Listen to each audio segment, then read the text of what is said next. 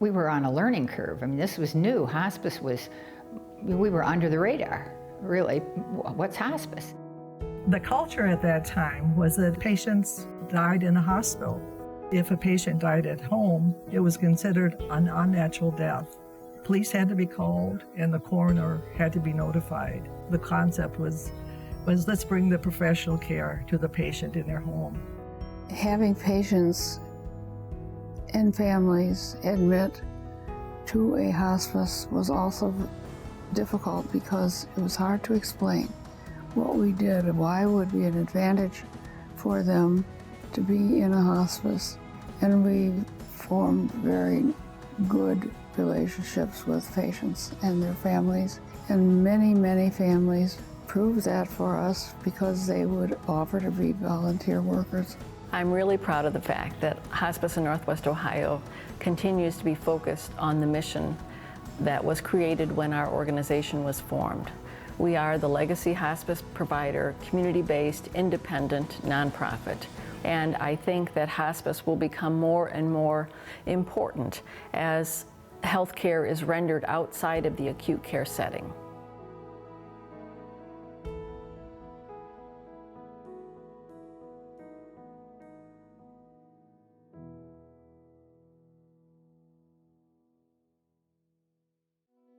Well, hospice was started by Dame Cicely Saunders in England in the 1950s, and she felt very strongly that it takes a whole team of people who have different areas of expertise and education to identify what a patient needs, because hospice doesn't just treat the end-stage illness, we treat the person.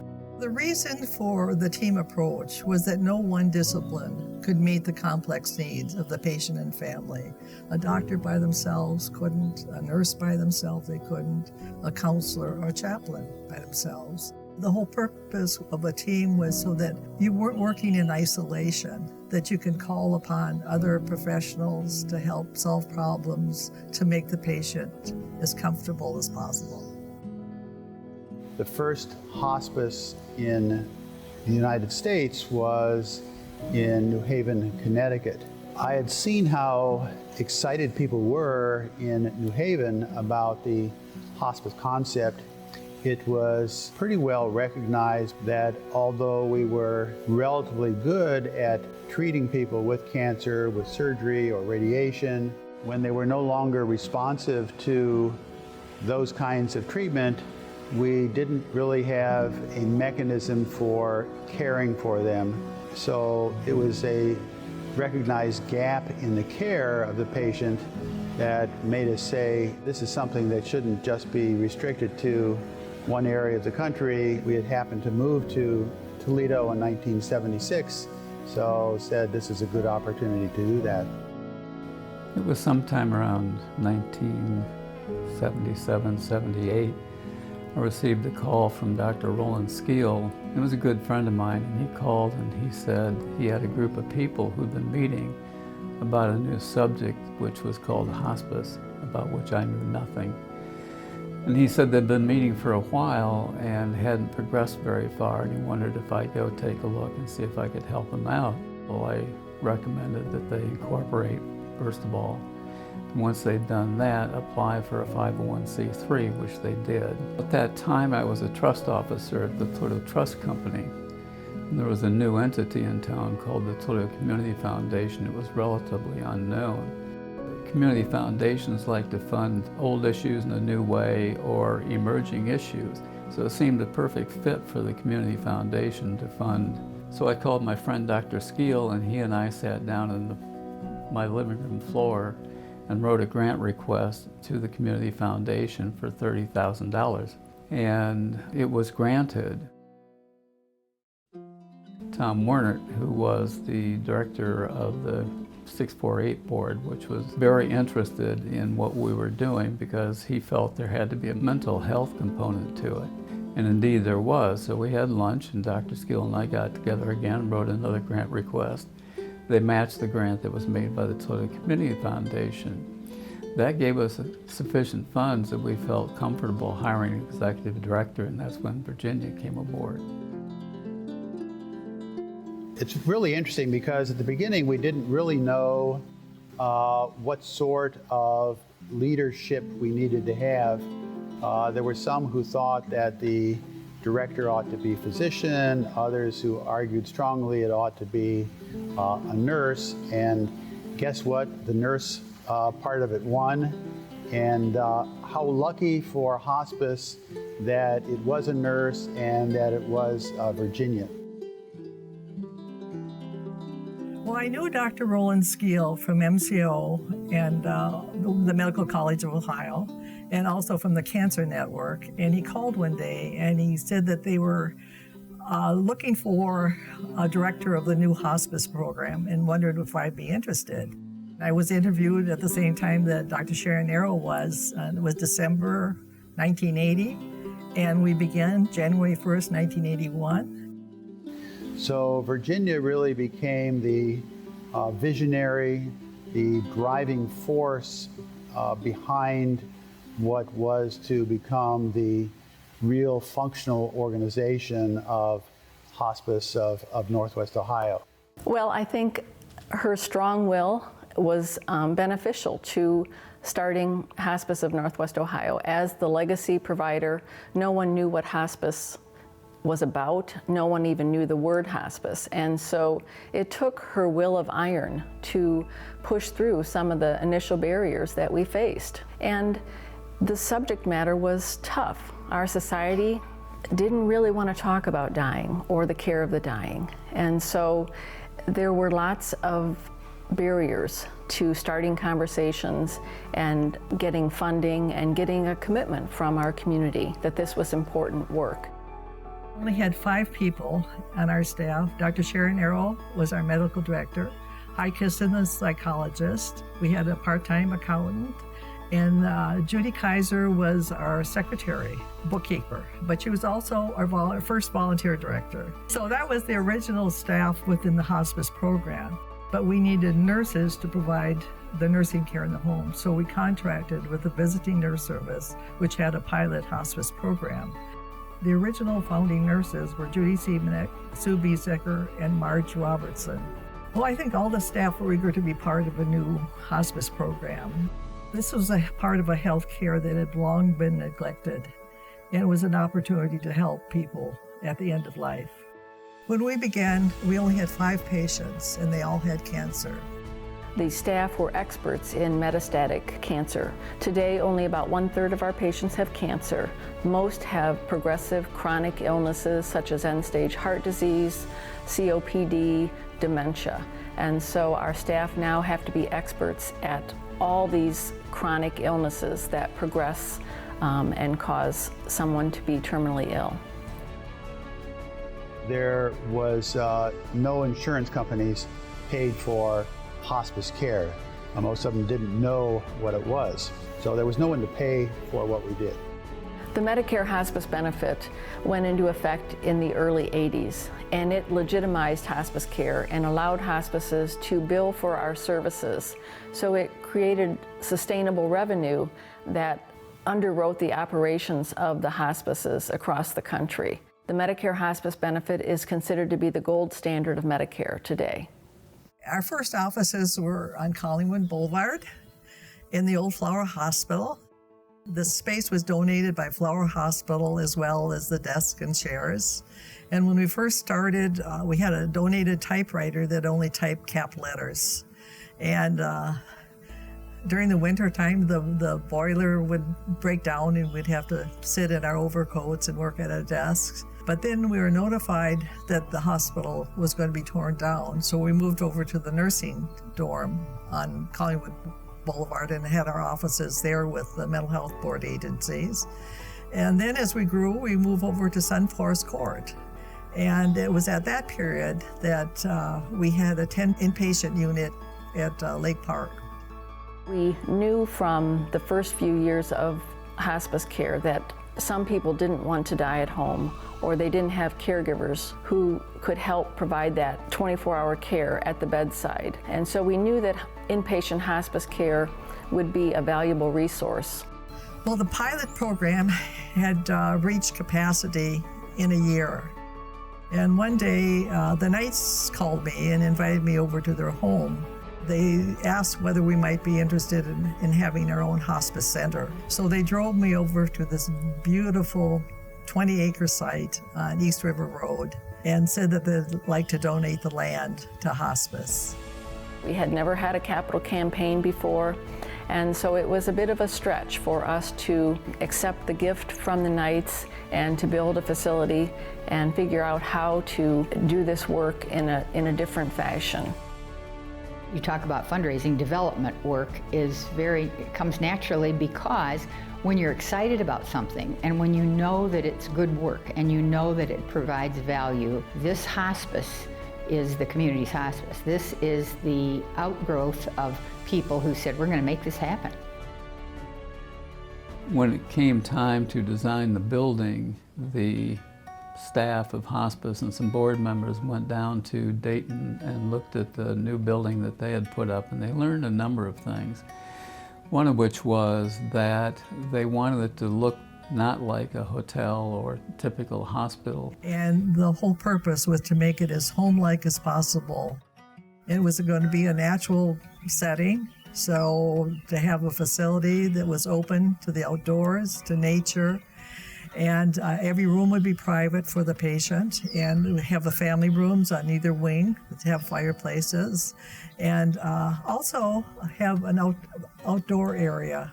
We had 25 patient rooms on the first floor, and on the second floor we had office space for the home care staff and the administrative staff. This is going to sound a little strange, but there was a need for a second one because we had a waiting list.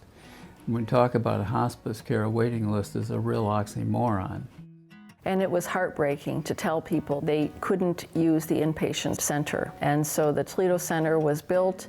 It too has been paid for by all private dollars from our community. Both buildings are gifts from the community for the community. We exist to provide care to patients wherever they live and wherever they need care.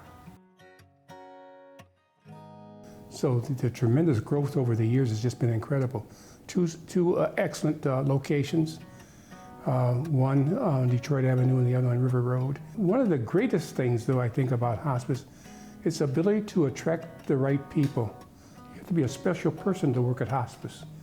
And over the years, they have the ability to attract those individuals who are the angels of Hospice of Northwest Ohio. Just incredible people. People often imagine that this work is very depressing.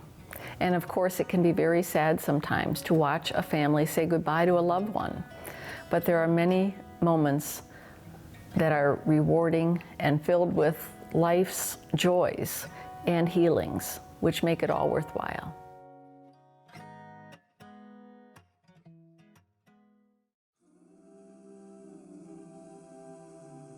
Your first knee-jerk reaction when you hear the news is do whatever it takes. Like, this is my beloved mom, just pull out all the stops and save her, you know? We want as much time as possible. And then you pull back from that a little bit after you learn like what that might actually play out to look like.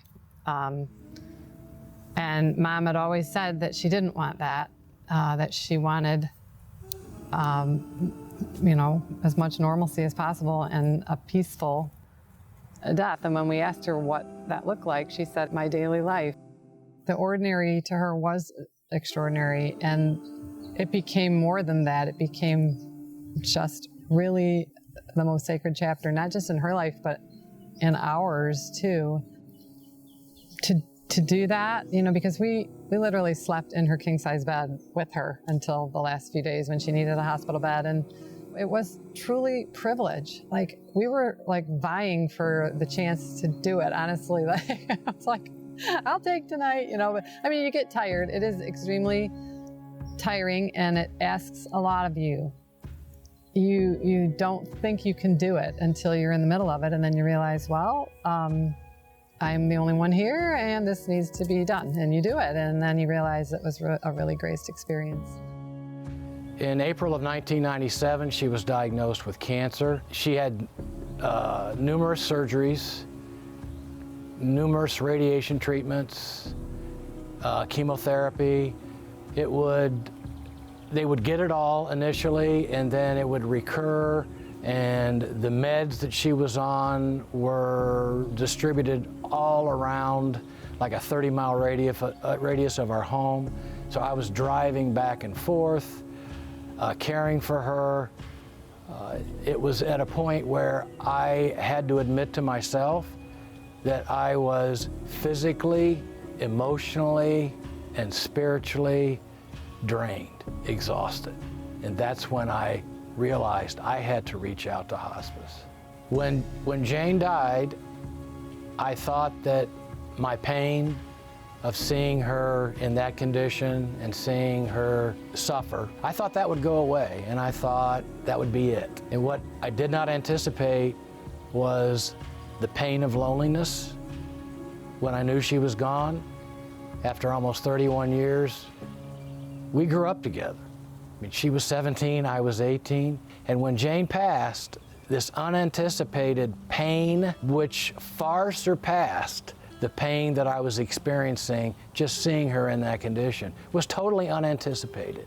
I reached out to hospice for their bereavement, and I think the wonderful thing about the bereavement counseling at hospice is they said, Ken, it's you, and you have the right to grieve however you want to grieve. They warned me about things like ambush grief. You can expect that sometime out of the blue that you will hear a song, you will see an article of her clothing or one of her possessions, and you will be overwhelmed with grief. And they prepared me for that, and the counseling I received from them in that area was wonderful.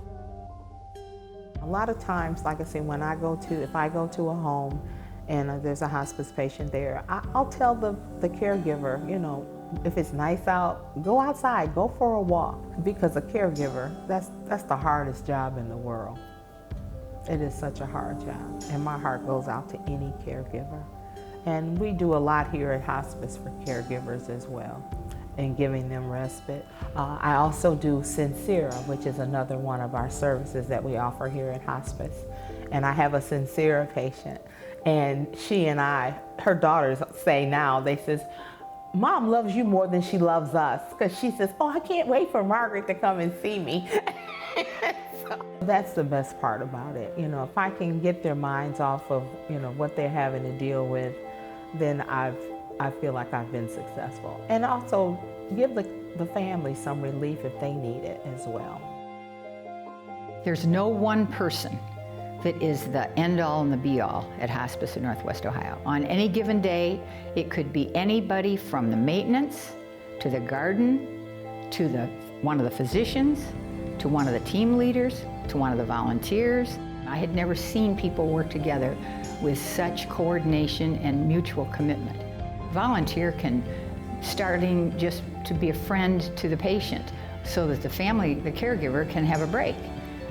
It's been interesting to see patients who will open up to the volunteer, sheltering their own family from their fears or their anxieties or their worries.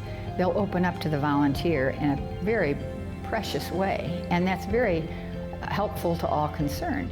And we treat volunteers as part of the team. They know that they're respected and held in high regard, and they know that we have high expectations for them to do quality work, and they've never let us down.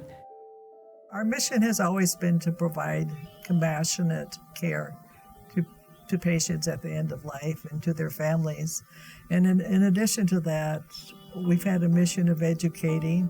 We were extremely grateful to the Stranahan Foundation for underwriting a program to train the students in pain and symptom management, as well as ways to communicate with the patient and family. So Hospice of Northwest Ohio was in a unique position to help educate and train medical students in their formative years. And since then, I believe that medical students' training system requires end-of-life training now, and palliative care and end-of-life training. Whenever a nurse asks me a question about anything medical or psychosocial about patients, I don't just answer them, I turn it into a teaching moment. And if I can, I get a couple other nurses so I can teach 2 or 3 people at the same time, because those people will care for who knows how many hundreds of people that could have better care if they learned something. So you don't just say, here, give them this. You tell them why. Even though in our work we don't cure people of serious diseases, we can have very good symptom control. And the main reason is the time from this day that you tell them that they are going to die and the day they do die could have great quality. It could be the best days of their life. That's hard to believe, but I've had many people tell me that these have been the best days of my life. The family gathers around, the friends gather around. So that's the importance.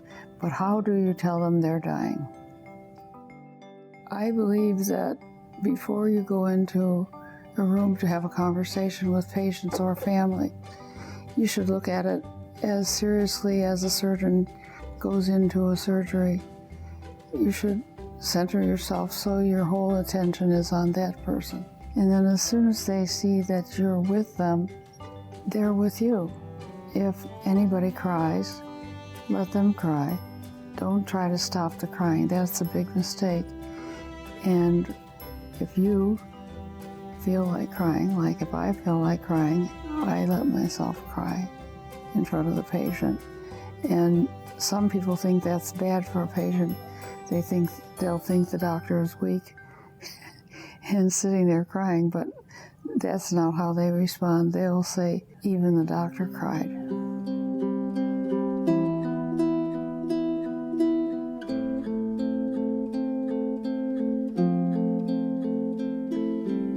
I think the staff and volunteers are so engaged and committed because this work is so rewarding. And it's rewarding because our goals are to provide care and comfort to people who are dying. It would not be rewarding if we were trying to save people, because we can't. Everyone will die someday. The hospice team extends not only to the patients and families, but also to each other. We are a community who has to provide care to each other along the way. You know, people expect to care for their children and provide a caregiving system for them. But as a community, we also need to think about the fact that we are all aging and will someday die, and we need to figure out how we can best care for each other at that very important time of life. You know, there's this thing about dying. There are people who think they're going to live forever, and every day there's a new miracle drug that's going to save you. Well, when we got the diagnosis that Elvetta's time on this earth was going to be very, very short, we went to a couple other doctors like you normally do, and we're told that it was, it was going to happen. So we sit down with the whole family, not just Elvetta and myself, but with her mother and her father and sisters and all the other kids to talk about what's next for Elvetta. And we decided first we'll start with home care. And we did that, but it was hospice coming into the house and doing their thing at the house. But it was, all of a sudden, it was too much for myself and for Elvetta and for the family. We came here in October of 2006. I was here every day for that period of time when Elvetta was here, every day. And the worst thing I can remember was not about Elvetta, it's about the families who didn't find quality of life. They were bringing their loved ones in, and the next day the loved ones would die. And if you talk to the families, they would say that they were afraid to do it, not because of the doctors, but because of friends and family who thought there'd be another saving pill out there that could save their lives. And they lost all of that time to really celebrate and enjoy this wonderful opportunity. And that's what it was for us. It was an opportunity to watch Elvetta, to be taken care of with quality care in a place in the surroundings that were that treated her like the queen that she was.